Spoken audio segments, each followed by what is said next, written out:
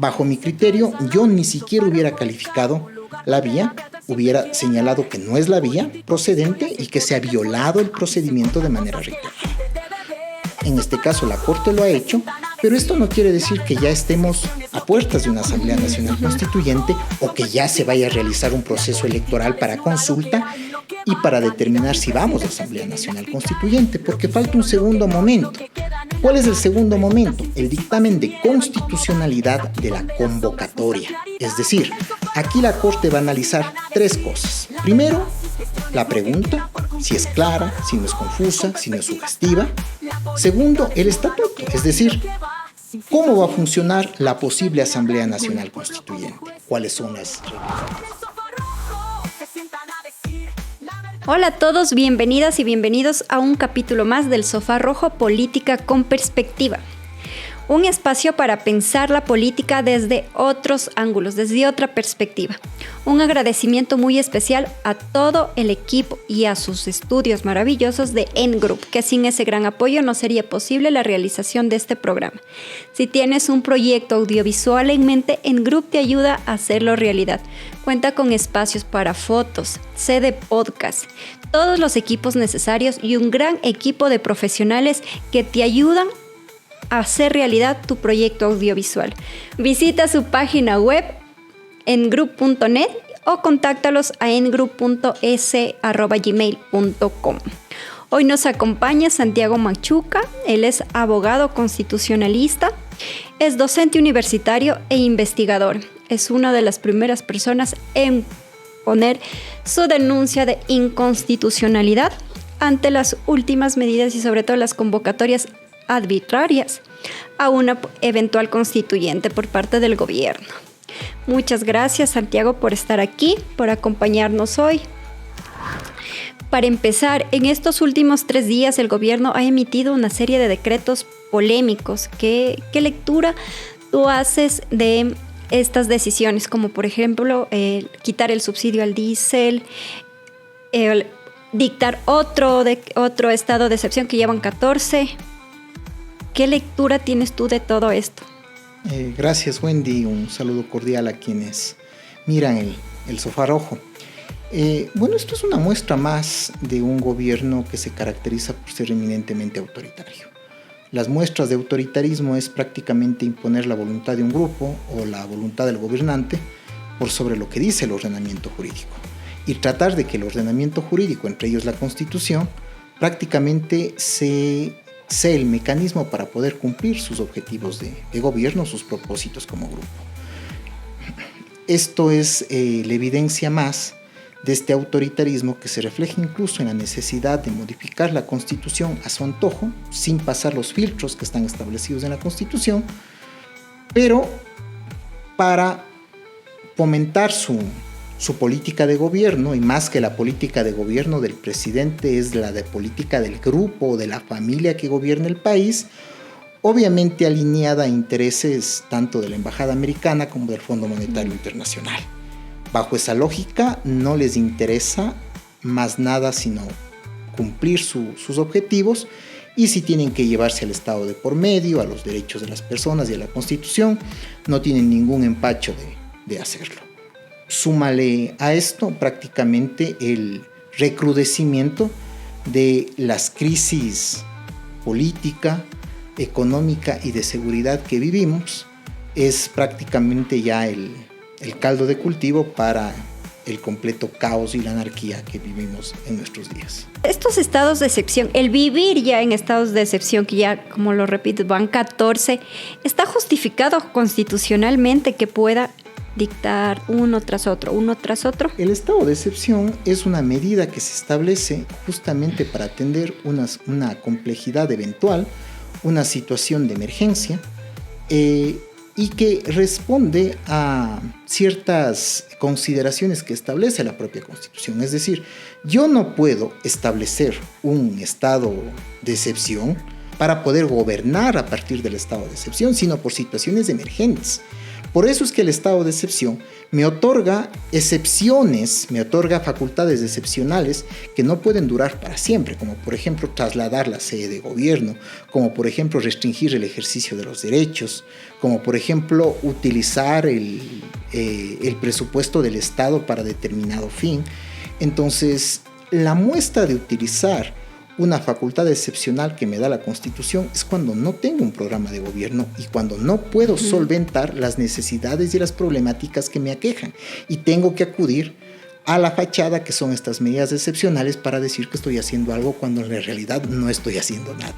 ¿Qué opinas sobre la medida que se ha tomado, mejor dicho, sobre las denuncias de los sectores sociales, en especial de la CONAIE, que ha denunciado el bloqueo de sus cuentas ante la convocatoria de un paro nacional? Prácticamente la imposición de un gobierno autoritario y de una política de una familia que es parte de la oligarquía, pero no es toda la oligarquía, es una familia que integra, incluso que atenta contra los propios intereses de toda la oligarquía como tal, y va justamente a evitar acabar con el opositor político y sobre todo con las reacciones que se pueden dar en sectores de la sociedad.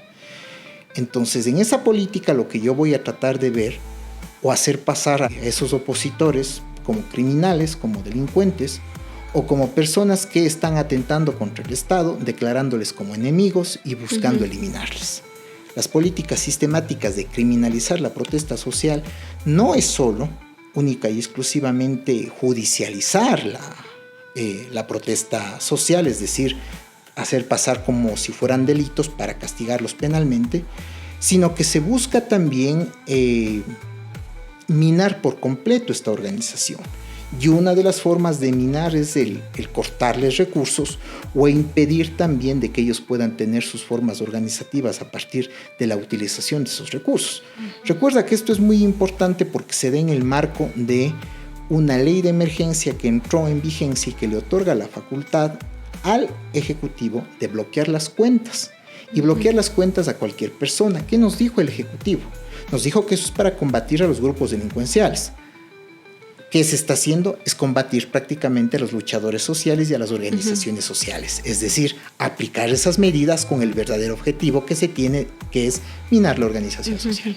Prácticamente todas las medidas que ha tomado el señor Noboa, lejos de reducir la criminalidad, la inseguridad en el país, más bien le sirve para quitarse opositores del medio. ¿Qué busca el gobierno? ¿Por qué tanta insistencia en una asamblea constituyente? La Asamblea Constituyente es un mecanismo que está establecido en la Constitución para modificar la propia Constitución, a más de la reforma parcial y a más de la enmienda. Pero la Asamblea Constituyente es el mecanismo más gravoso o más dificultoso que conlleva un procedimiento que demora en el tiempo cuando menos 6 a 8 meses y que conlleva a la modificación total de la Constitución o de parte de la totalidad de la Constitución. Por lo tanto, su aplicación es justamente para corregir situaciones que no pueden ser corregidas a partir de otros mecanismos menos gravosos como la enmienda o la reforma. Entonces, ¿qué le molesta al gobierno nacional? Prácticamente una constitución que tiene elementos que le sirven de obstáculo para avanzar con su política económica y política que está proyectada para los próximos 50 años en el Ecuador. Uno de esos elementos que le molesta muchísimo es justamente ese enfoque de derechos que tiene la Constitución, a partir de dos ejemplos puntuales. Por ejemplo, el caso de los derechos en la naturaleza. El reconocimiento de los derechos en la naturaleza ha permitido que se establezca que la naturaleza tiene derechos y como tal tiene que ser respetada, y que la política de gobierno no puede ir en contra de esos derechos. ¿Por qué le molesta al gobierno? Porque quiere eliminar justamente este reconocimiento para poder avanzar con una política extractiva al más alto nivel. Otro de los elementos que le molesta muchísimo es el reconocimiento de los derechos económicos, sociales y culturales, que tienen la misma importancia que los derechos civiles en esto o en este enfoque constitucional de el capital, del ser humano por encima del capital, que prácticamente nos da un enfoque de que el Estado debe generar una serie de condiciones necesarias para que las personas puedan subsistir en dignidad. Eso le molesta muchísimo al gobierno, tomando en consideración de que el gobierno necesita que esos sectores que brindan estas prerrogativas o estos elementos de subsistencia en la población, para que estos pasen a manos del Estado, es decir, para poder privatizar salud, educación, seguridad social y otro tipo de situaciones. Entonces, ahí ya tenemos dos elementos que prácticamente le molestan y le obstaculizan a que el gobierno nacional y a que esta familia pueda avanzar en sus intenciones políticas y económicas de privatizar el Estado con la consecuente destrucción del Estado. ¿Qué riesgos habría de un proceso constituyente en este momento de crisis? Mira, yo he sido muy crítico en algunos elementos con la Constitución y yo sí consideraría que en algún momento hay que avanzar un proceso de modificación constitucional, tomando en cuenta de que nosotros en nuestra vida republicana prácticamente nosotros tenemos un promedio de cada constitución por 10 años, una constitución por 10 años. Ahora vamos a una constitución que prácticamente estaría casi 16 años en funciones, una constitución que ha durado justamente por ese carácter de rigidez y por los filtros que tiene, pero en algún momento yo sí consideraría que tiene que ser revisada, sobre todo para atender algunos elementos de la parte orgánica. ¿Cuál es la parte orgánica? Las normas que regulan el Estado, la estructura del poder, y por ejemplo ir ajustando algunos elementos que han generado ciertos problemas en la institucionalidad, como por ejemplo la presencia del Consejo de Participación Ciudadana, con la cual yo no estoy de acuerdo, y otras situaciones que tienen que ser corregidas, más no en la parte dogmática, es decir, en los derechos, porque nuestra Constitución tendría que desarrollarse con su rango de progresividad y perfeccionarse los mecanismos de tutela y protección. Pero en los actuales momentos, avanzar hacia cambios estructurales en manos de un gobierno autoritario es sumamente riesgoso. Es decir, no se puede dar un cheque en blanco a un gobierno que no ha demostrado someterse a lo que dice la Constitución, a la ley y al cual no le importa la protección de los derechos de personas, pueblos y colectivos. Bajo esas consideraciones es mejor no hacer nada, y aquí sí quizás aplicar lo que decían nuestros mayores: más vale malo conocido que bueno por conocer.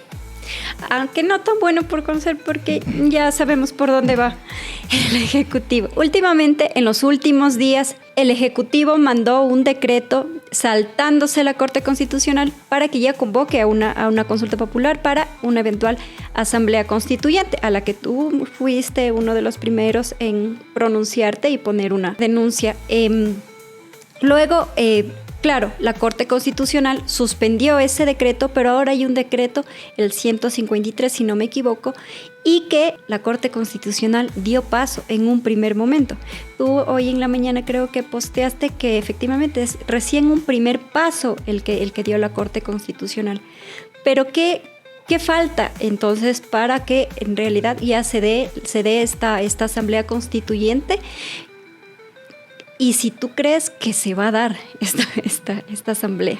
¿Qué pasa en los mecanismos de modificación constitucional o cuando hay una iniciativa de activar estos mecanismos? Tiene que haber un filtro previo en la Corte Constitucional para determinar dos cosas. En primer momento, determinar que la vía es la correspondiente. Cada mecanismo de modificación constitucional procede ante el cumplimiento de determinados requisitos y cada mecanismo consiste en un procedimiento determinado. Por eso es que la Corte, cuando existe una iniciativa, dice: esta propuesta puede ser realizada a partir de la enmienda o no puede ser realizada a partir de enmienda, se necesita reforma o asamblea constituyente. O esta propuesta de Asamblea Nacional Constituyente puede ser realizada a partir de la Asamblea Nacional Constituyente. Esa es lo que se conoce como el dictamen de vía, determinar qué vía corresponde. Yo decía en la mañana y en algunas entrevistas que yo ni siquiera hubiera calificado la vía. ¿Por qué? Porque el procedimiento que aplica el gobierno nacional, al saltarse a la Corte en el propio decreto y enviar al Consejo Nacional Electoral, hace que se viole el procedimiento que se establece para el caso de Asamblea Nacional Constituyente, lo cual, al haber vulneración del procedimiento formal, no puede calificarse.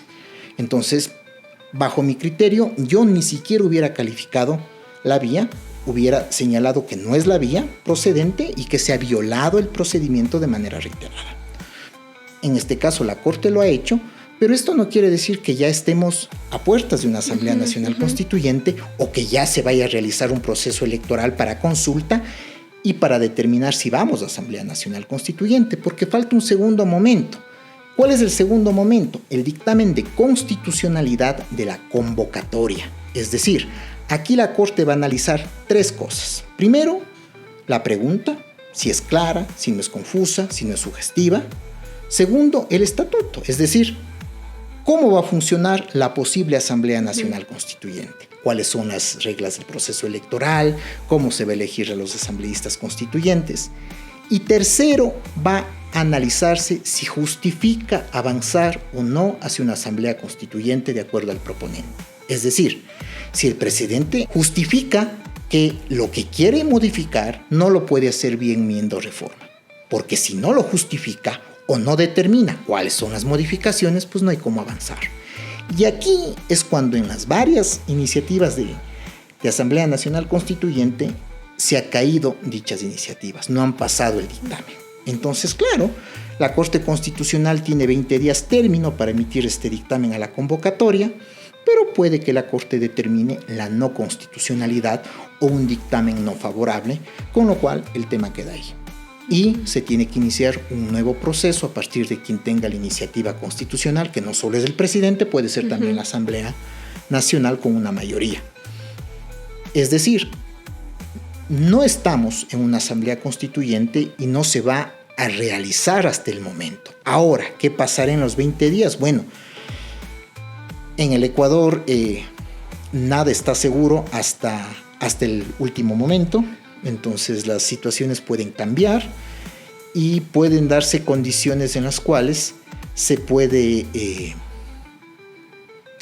llevar o no llevar a que la Corte se pronuncie. ¿Y por qué digo no llevar a que la Corte se pronuncie? Porque la Ley Orgánica de Garantías determina que si la Corte no se pronuncia en 20 días, se entiende dictamen favorable. A mí lo que me preocupa es que las presiones incluso de persecución judicial en jueces hagan que la Corte no se pronuncie, con lo cual se configura un dictamen ficto, entendiéndose que hay dictamen favorable. Lo que pasó en la época de Moreno, cuando se le reclamó a Nubia Villasís, que sin dictamen llamó a consulta popular, a enmienda constitucional. A mí realmente sí me espanta, porque ¿qué podemos esperar de una constituyente en la que quieren que vaya solo 80 asambleístas constituyentes y dure 100 días? La constituyente es un proceso inmenso, o sea, vamos investigando un poquito. Es rehacer una constitución que va a regir todo un país, no es algo de así nomás. Pero solo, independientemente de los 100 días, que son 3 meses, hay que tomar en cuenta que el proceso de Asamblea Nacional Constituyente conlleva 3 procesos electorales, con sus demoras, con mínimo 2 a 3 meses cada proceso electoral. Me refiero a la consulta popular para decidir si avanzamos o no a la Asamblea. Después al proceso de elección de asambleístas constituyentes, campaña, declaratoria, mecanismos de impugnación. Y después referéndum aprobatorio de lo que hizo la Asamblea Nacional Constituyente.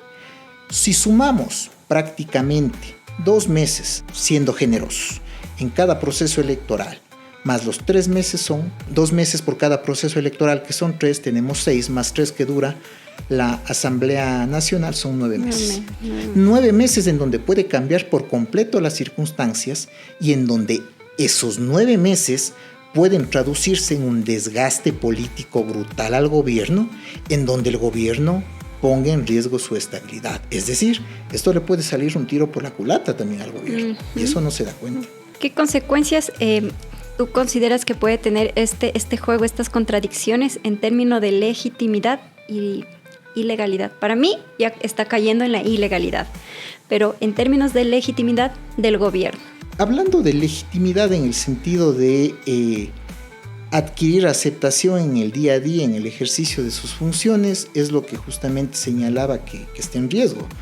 Porque el desgaste de lo que sucedió el fin de semana, de viernes a lunes, es sumamente grande. Con un paro a puertas que puede ir incrementándose en el transcurso de la semana, prácticamente aquí el gobierno ya está minando su capital político. entrar a un proceso de Asamblea Nacional Constituyente, si no se tiene un amplio respaldo popular, es prácticamente es lanzarse al vacío. Si el propio presidente Correa, que tuvo amplios niveles de aceptación popular, tuvo un proceso de desgaste en donde tuvieron que en algún momento ya limitar la actuación de la Asamblea para no prolongarla demasiado con el riesgo de que el producto de la Asamblea Constituyente no se apruebe, no se diga este gobierno que tiene apenas entre un 30 a 40% de aprobación, siendo generoso. Muchísimas gracias, Santiago. Te agradezco mucho por haber estado hoy aquí en el Sofá Rojo y haber conversado con nosotros. El Sofá Rojo, como su nombre lo indica, es un espacio en el que nosotros buscamos dar a la gente que nos ve, que nos escucha, una perspectiva clara y sobre todo desde la crítica de la justicia social sobre toda la política y el contexto actual del país, de todo lo que está pasando ahora aquí. Recuerden que la política no solo se hace en las urnas, sino también se construye en las calles, desde la comunidad y por supuesto desde el Sofá Rojo.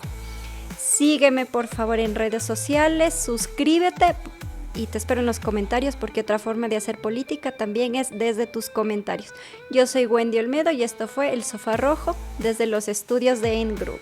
Kelka Impresiones te ofrece servicios de sublimación, serigrafía, rotulación 3D y artículos varios en la mejor calidad.